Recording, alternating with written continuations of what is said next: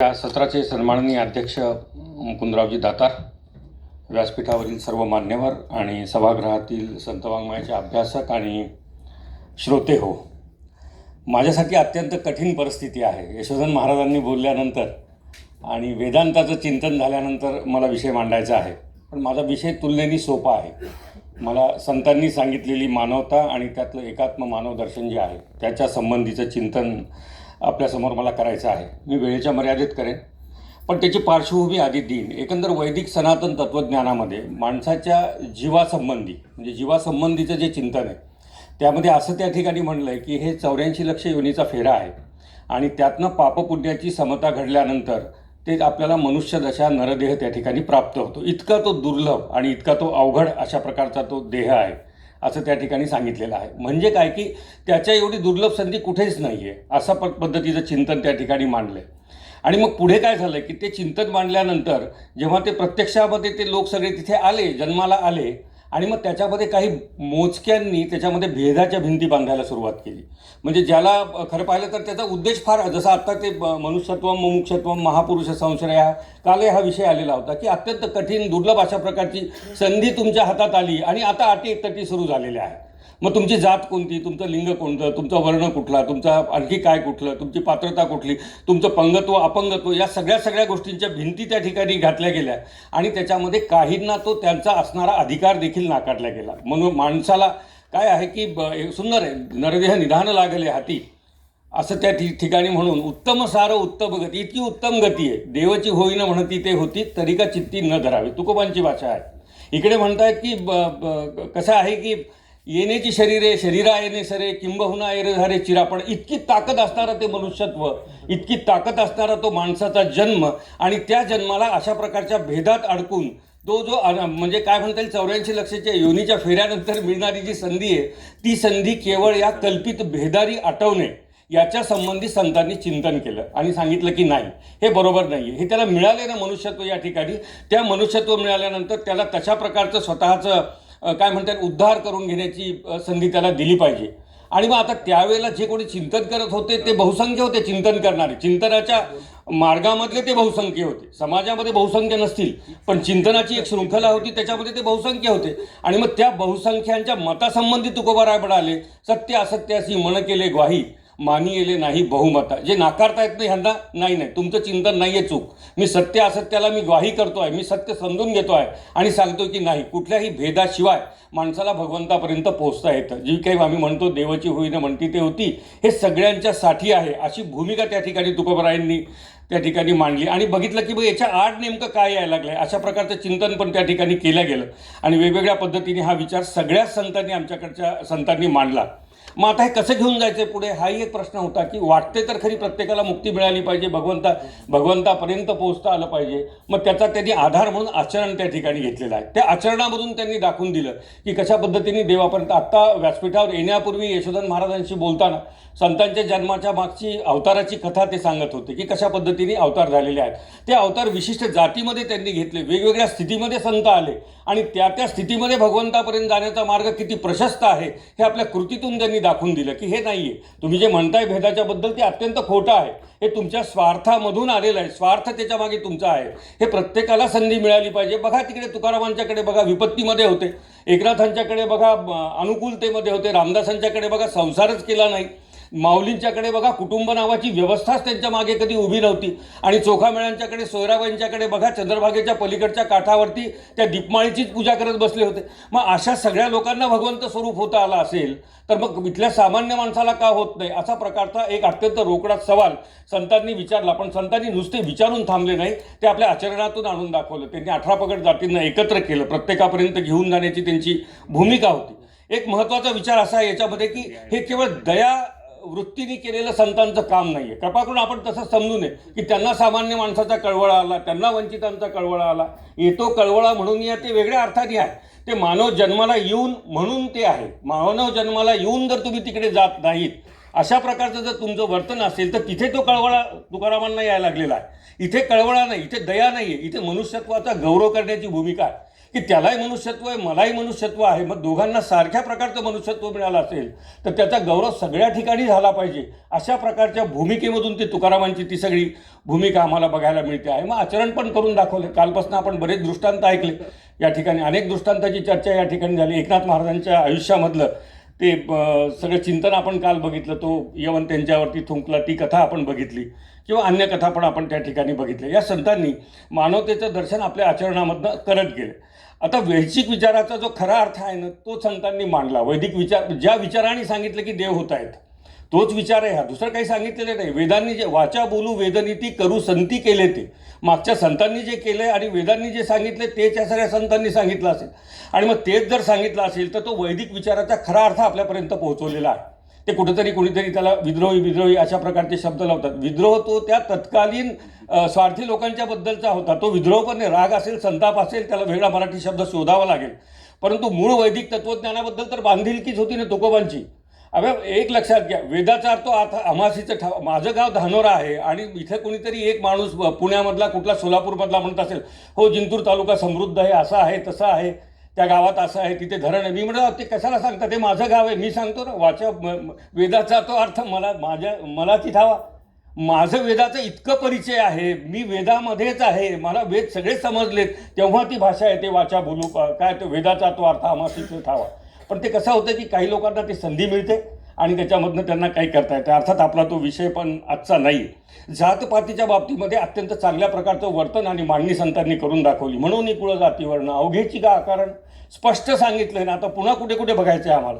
उच नीच काही नेनो भगवंत, किती सुंदर त्याच्यामध्ये मांडणी केली. आपल्याकडे वेळ तेवढा नाही आहे, नाही तर ही प्रमाणं खरं पाहिलं तर बोलायचीच गरज नाही. अशा प्रकारची सगळी प्रमाणं आपल्यासमोर आहेत. स्त्री पुरुष समानतेचा अत्यंत चांगल्या पद्धतीने पुरस्कार केला. आत्ता जो काल फेमिनिझमबद्दल पण आपण बोललो, त्या फेमिनिझमला पुन्हा तपासून बघण्याची गरज आहे. अशा प्रकारचा विचार संतांनी मांडला. आत्मानात्वाचे ठाई सर्व एकाएक, नाही नारी नर भेदभिन्न, अशा प्रकारचं मांडलं. भूती देव म्हणून या भेटतो या जना, नाही हे भावना नर नारी. हे सांगायची पण गरज नाही. मुक्ताबाईसारख्या अत्यंत लहान मुलीला 1400 वर्षाच्या चांगदेवांनी गुरुस्थानी मांडलेलं आहे. याच्यापेक्षा स्त्री पुरुष समानतेचं कुठलं दुसरं उदाहरण किंवा दुसरे उदाहरण इथे द्यायची आपल्याला गरज नाही. समानतेचा पण अत्यंत सुंदर विचार संतांनी सगळा जगून दाखवलेला आहे आपल्या आयुष्यामध्ये अत्यंत चांगल्या पद्धतीने. म्हणजे कल्पना करा, मला वाटतं वारकरी संप्रदायाच्या कशाबद्दल कौतुक करा की न करा, म्हणजे तुमच्या मनामध्ये त्याच्याबद्दल कशा प्रकारची भावना आहे ती 2 मिनिटं बाजूला ठेवा आणि एक चित्र सांगतो ते बघून घ्या तुम्ही, की नामदेवांची ओसरी आहे.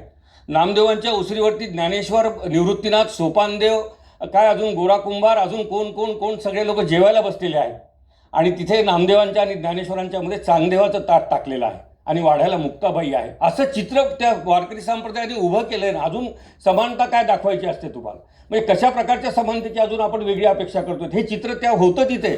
ती पडशी ठेवायची जागा नामदेवांचं घरच होतं. त्याच घरामध्ये 18 पगड जातीचे संत तिथे बसत होते. ते चोखामेळा दरवाजाच्या बाहेर राहून यांची भजनं ऐकत होते या सगळ्या संतांची. नामदेवांच्या लक्षात आल्यावर आत येऊन बस म्हणले, टाळ हातात घे म्हणले, मागे मग म्हणायला सांगितलं आणि काही दिवसांनी म्हणले आता तुझीच रचना तुला म्हणायची आहे, तुलाच अभंग करायचा आहे. आणि त्याच प्रेरणेतून पुढे सोयराबाई पण म्हणायला लागल्या. ही समानता आहे, ही खरी समानता आहे. ती समानता पण या संतांनी दिली. आणि ही समानता बघताना स्त्री पुरुष जातीचा विचार तर त्यांच्यात नव्हताच. त्यांच्यामध्ये पंगत्वाचा अपंगत्वाचाही विचार होता. भानुदास महाराजांनी कितीतरी आधीच्या काळामध्ये कुरुमदासाला वारी घडवलेली आहे. त्याला तर हातही नव्हते आणि पायही नव्हते. कशी घडवली असेल, काय केलं असेल. आपल्यासारखा म्हणला असता बस घरी गपचूप ठाईची बसवली करा ऐक तिथं म्हणाला असता. पण नाही, त्याच्या अपंगत्व ही त्याची मर्यादा जरी असली तरी त्याच्यातलं मनुष्यत्व महत्त्वाचं आहे. आणि त्या मनुष्यत्वाचा गौरव जर त्याला वाटत असेल उरावरी पांडुरंगाला भेटण्यात आहे तर तो आपण केला पाहिजे. आणि हे खरंच होतं, कारण ते पंढरपूरपर्यंत जाऊच शकले नाहीत. अलीकडेच त्यांचं देहावसान झालं आणि मांडी द्यायला साक्षात विठोबा आले. मग हे सगळं जे तिथे आम्हाला बघायला मिळतं आहे, हा समानतेचा साक्षात्कार आम्ही सगळा बघतो आहोत. भेदबुद्धी तर काय ते विमर्श मांडण्याचा विषय आहे. जगात सगळीकडे भेदबुद्धी मांडल्या चाललेली आहे. त्या भेदबुद्धीवरती विष्णुमय जग वैष्णवांचा धर्म भेदाभेद भ्रम अमंगळ हा ऐकण्यासाठी अभंग नाही आहे. हे भेदबुद्धीवरचं उत्तर औषध आहे म्हणता येईल, जालिम औषध आहे. ज्याला असं वाटतं मनामध्ये कुठल्या प्रकारचा भेद तिच्या मनामध्ये तिथे प्रगट होतो, त्यांनी हे औषध घेतलं पाहिजे. त्या विष्णुमय जगाचा अनुभव घेतला पाहिजे. भेदाभेद भ्रम अमंगळ कशाला म्हणतं. ऐका आजी, तुम्ही भक्त भागवत म्हणले, आता आपण भागवत आहोत की नाही प्रश्न नाही आहे, परंतु किती उदारता आहे त्यांच्या अंतःकरणामध्ये की हो सगळेच भागवत आहेत तुम्ही माझ्यासमोरचे, आणि ऐका मी काय सांगतो आहे ते. अशा प्रकारचं भेदाला तिलांजली देणारं, भेदाला मूठ माती देणारं नसणारी गोष्ट मनातनं काढून टाकणारा विचार जो आहे तो तुकारामांनी त्या ठिकाणी मांडला, तोच माऊलींनी तिकडे विश्वस्वधर्म सूर्य पाहो याच्यामध्ये पण मांडलेला आपल्याला बघायला मिळतो. आणि बघा, ह्याची संगती लावली ना तर हाच विचार पुढे सगळ्या भारतीय सुधारकांमध्ये पण आपल्याला बघायला मिळतो. तुम्ही ट्रस्टीशिप जेव्हा वाचता गांधीजींचं, तेव्हा ते ईशावास्योपनिषद तुम्ही नाही विसरू शकत. समोर येतं ना तुमच्या, तेनं त्यक्तेनं भुंजिता, तुमच्या समोर येतं. त्याच एका पदाचा विस्तार ट्रस्टीशिपमध्ये केलेला आहे. आमच्या राज्यघटनेमध्ये इतकी चांगली कलमं टाकली, इतकं कल्याणकारी राज्याचं, इतकं माणसाच्या हिताचं चिंतन केलं. ते कुठून केलं? ते आमच्या संतांच्या साहित्यामधूनच आलेलं चिंतन आहे सगळं. त्या चिंतनाला आम्ही पुढे घेऊन गेलो. दीनदयाल उपाध्यायांनी एकात्मिक मानवतावादाचं जे चिंतन मांडलं, त्याच्यामध्ये व्यक्ती, समष्टी, कुटुंब, समष्टी, त्यानंतर राष्ट्र, आणि मग तो काय म्हणता येईल विश्वव्यापक देव, त्याची कल्पना, हे सगळं जे तिथे मांडलेलं आहे, हे सगळं आमच्या संत साहित्यामधनं आलेलं आहे. आणि संत साहित्याचा मूलाधार हा वैदिक साहित्य आहे. त्या अर्थाने वैदिक सनातन साहित्यामधनं ह्या सगळ्या गोष्टी आमच्यासमोर आल्यात. आणि काय काय अप्रतिम करून दाखवलं या संतांनी, आपण कल्पनाही करू शकत नाही. म्हणजे आत्ताच्या काळामध्ये ते अकल्पित असं म्हणता येईल. तुकारामांच्या काळामध्ये तो दशवार्षिक दुष्काळ पडला होता, 2-3 मिनिटं शेवटची. दशवार्षिक दुष्काळ पडला होता 10 वर्षाचा. सगळे अन्न करत फिरत होते. त्याच्यामध्ये महिला होत्या, पुरुष होत्या, म्हातारे होते, अपंग होते, सगळे होते. काही महिला अशा होत्या पोटशी होत्या, म्हणजे त्यांना 7-8 महिन्यांच्या गरोदर होत्या. त्यांना वाटत होतं की हे जर नाही खाल्लं तर त्या बाळाचं बाळंतपण सुखरूप होणार नाही. काही जणींच्या काय म्हणता येईल कमरेवरती 2-2 महिन्याची, 3-3 महिन्याची बाळं पण होती. नाही खाल्लं तर दूध येणार नाही. कुणाच्या तरी घरामध्ये वृद्ध माता पिता शेवटच्या घटका मोजत होते. शेवटी जाता जाता तर अन्न मिळालं पाहिजे. अशा प्रकारच्या परिस्थितीमध्ये सुद्या घरचे लोक, चांगल्या घरातले लोक देखील अन्न करत रस्त्यावरती टाहो फोडत होते. आमच्या तुकोबांनी ठरवलं, आपल्या घरात जे काही आहे ते सगळं आपल्याला उद्या वाटायचं आहे. आणि उद्या वाटायचं ठरवलं. ती दौंडी पिटवली. दौंडी पिटवल्यानंतर आईसाहेबांना वाटलं की हे वाटून टाकायला लागले तर आपलं काय होणार आहे. प्रश्न विचारला तुकोबांना की आपलं काय आहे. ते म्हणाले आपलं काय असणार आहे. म्हणाले दौंडी ऐकली का तू? हो ऐकली ना. मग फार तर घरातल्या घरात पहिल्या नंबरला उभं राहतो, तेवढं तुला करता येईल. बाकी वेगळं काही मिळणार नाही. ते all are equal but some are more इक्वलच्या संदर्भामध्ये हे उदाहरण द्यायला पाहिजे आहे कुठेतरी. हे दिलं तुकोबांनी, वाटून दिलं. पण शेवटी ते अन्न होतं, त्याला मर्यादा होती. तो टाहो थांबला नाही. तो टाहो पुन्हा सुरू झाला रस्त्यावरती. तुकोबांच्या घरात द्यायला काही नव्हतं. आणि मग ते आम्हा घरी काय ते शब्दधन जे आहे ते शब्दधन तुकोबांनी उगारलेलं आहे. उगारलं अक्षरशः सांगतो मी. आपल्या सगळ्यांना चिंतन करायला लावणारा विषय आहे. आपल्या सगळ्यांना चिंतन करायला लावणारा विषय आहे की माझ्या घरात काही नाही, पण हे धंदाणगे लोक बसलेत जे भाव वाढायची वाट बघत बसलेले आहेत, आपलं धान्याचं कोठार खुलं करत नाही आहेत. त्यांच्या संबंधी तुकोबांचं जे चिंतन आहे त्या ठिकाणचं अप्रतिम आहे. रुची तरी अन्न देते कसं. म्हणजे सगळं जग उपाशी असताना तुम्ही आतमध्ये तुम्हाला जेवण कसं चाललेलं आहे विचारलेलं आहे. आणि प्रश्न विचारला रुची तरी अन्न देते कैसे. ही जी एक संवेदना आहे ती संतांनी आमच्यापर्यंत दिली. आमचा हात जेव्हा दानासाठी पुढे जातो ना, एखाद्याबद्दल कणव आमच्या मनामध्ये येते, एखाद्याबद्दल आमच्या मनात करुणा येते, एखाद्याबद्दल आम्हाला मदत करावी वाटते, अशी जेव्हा आमच्या मनामध्ये भावना येते ती प्रेरणा तिथे असते की माझ्याही घरात काही नाही पण मी सगळं वाटून टाकणार आहे. जर लोक जिथपर्यंत खातील तिथपर्यंतच मी खाईल, त्याच्यानंतर खाण्याचा मला अधिकार नाही. ही जी समत्वाची भावना आहे, ही जे मानवतेचा विचार आहे, तो मानवतेचा विचार तुकोबांनी आम्हाला दिला. आणि एवढं देऊन थांबले नाहीत. लोकांना त्यांना सामर्थ्याचाच प्रत्यय द्यायचा होता, दुसरं काही द्यायचं नव्हतं संतांना. मनुष्य म्हणून त्या जन्माला आल्यानंतर त्याच्या जातीपातीचा विचार न करता सामर्थ्याचा प्रत्यय द्यायचा होता. म्हणून एक अप्रतिम अभंग तुकोबांनी लिहिलेला आहे. ते म्हणाले की काय होतं की समुद्र जो असतो ना, तो समुद्र भरतीच्या वेळेला बाहेर येतो. म्हणाले त्याच्या पात्राच्या बाहेर येतो. समुद्राला एक पात्र असतं, किनारा असतो, त्याच्या बाहेर येतो. आणि बाहेर आल्यानंतर जेव्हा ओहोटी लागते तेव्हा त्यातलं काही पाणी जे आहे ना ते थोड्या खड्ड्यांमध्ये जमा झालेलं आपल्याला बघायला मिळतं. ते पाणी काही समुद्रामध्ये परत जात नाही. यथावकाश ऊन पडतं, उन्हाळा येतो, अजून काय काय व्हायचं, टेम्परेचर वाढतं. आणि ते जे पाणी आहे बाहेर आलेलं समुद्राच्या, त्या पाण्याचं मीठ होतं. आणि मग त्या मिठाला त्या काळात तुकारामांच्या काळामध्ये त्या मिठाला गाढवाच्या पाठीवर टाकून फिरवल्या जात होतं. तुकोबांनी अत्यंत सूचक पद्धतीने हा दृष्टांत वापरला आणि म्हणाले संकोचोदी काय झालाशी लहान. कशाला लहान होतो म्हणाले, लहान झालं की गाढवावर बसावं लागतं. समुद्राच्या विशाल रूपाला कोण कवेत घेणारे, बघण्याची हिंमत नाही त्याच्याकडे. त्या समुद्राच्या लाटांकडे हायटाईडमध्ये ते 1.5-1.5 4-4 फुटाचे आले तरी बघायची कुणाची हिंमत नाही आहे. आणि खुशाल तुला पाठीवरती टाकून मिरवायला लागलेत. म्हणजे सगळ्या गावामध्ये गाढवाच्या पाठीवर का मिरवायला लागले. तू संकोच करून घेतला स्वतःचा, तू विशाल आहेस. हेही आपुषण ब्रह्मांडाची, हा शब्द वापरला. ब्रह्मांडाचं आपुषण घेण्याची तुझी शक्ती असताना तू असा स्वतःचा संकोच करून त्या मिठाप्रमाणे त्या पाण्याप्रमाणे बाजूला होऊन स्वतः मीठ होऊन गाढवावर कशाला फिरतो आहे. गाढवावरून ज्यांची वरात निघाली त्या सगळ्यांच्यासाठी तुकारामांच्या मनामध्ये प्रेम आहे, आस्था आहे, जिव्हाळा आहे. आणि त्यांना सांगण्यासाठी तुकोबांची ही भाषा आहे. आणि तीच भाषा सुधारकांनी पुढे घेऊन गेलेली आहेत. त्या सुधारकांना जसं वेदांना संक्षिप्त आणि सोपं करणं जे संतांनी केलं, त्या संतांच्या वाणीला संक्षिप्त, सोपं आणि कालानुगतिक करण्याचं काम सगळ्या सुधारकांनी केलेलं आहे. त्या अर्थाने जर बघितलं ना, तर आमच्यामधल्या जीवन तत्त्वज्ञानाची, जीवाच्या सुखाची, आमच्यामधल्या आनंदाची सगळ्यांची प्रेरणा वेदांमध्ये आहे. त्यामुळे कृपया वेदांच्या संबंधीचं चिंतन करत असताना आपण असं बघितलं पाहिजे की ते चिंतन जे आहे ते मूळ स्वरूपात कसं बघता येईल. मानवतेचं चिंतन करत असताना तो दयाभूत विचार आपल्या मनामध्ये नसला पाहिजे. तो त्याच्या सामर्थ्याचा आविष्कार करण्याची एक शक्ती म्हणून आम्हाला त्याच्याकडे बघता आलं पाहिजे. त्या मनुष्यत्वाचा गौरवच करता आला पाहिजे. दुसरी भावनाच आमच्यामध्ये नसली पाहिजे. असं सगळं जर आम्ही करत गेलो तर ह्या सगळ्या विषयांमध्ये एक चांगलं चित्र आम्हाला उभं करता येईल. एक शेवटचं वाक्य तुम्हाला सांगतो. माझी प्रामाणिक भूमिका आहे हे जग चांगलं चालायसाठी एक 2-4 साधनं उपलब्ध आहेत. 2-4च्या वरती नाही आहे आमच्यामध्ये काही. ज्या जगाचा ज्या पद्धतीने विनाश चालू आहे, वैचारिक पातळीवरती, भौतिक पातळीवरती, सगळ्या पातळीवरती जे काही विनाशकारी जगामध्ये घडायला लागलेलं आहे सगळं आजूबाजूला, मोबाईल उघडला की दिसतं ते. त्याला काही फार लांब जाऊन बघायची जग फिरायची गरज नाही. ते जग आपल्या मुठीमध्येच आहे. त्या मुठीला उघडून बघितलं की लक्षात येईल जग विनाशाच्या काठावरती आहे.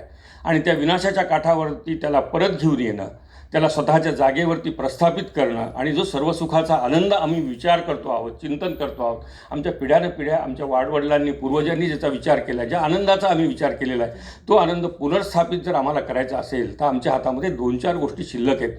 त्यातली एक गोष्ट वारकरी संप्रदाय आहे. तो वारकरी संप्रदाय निष्ठेने चालला पाहिजे.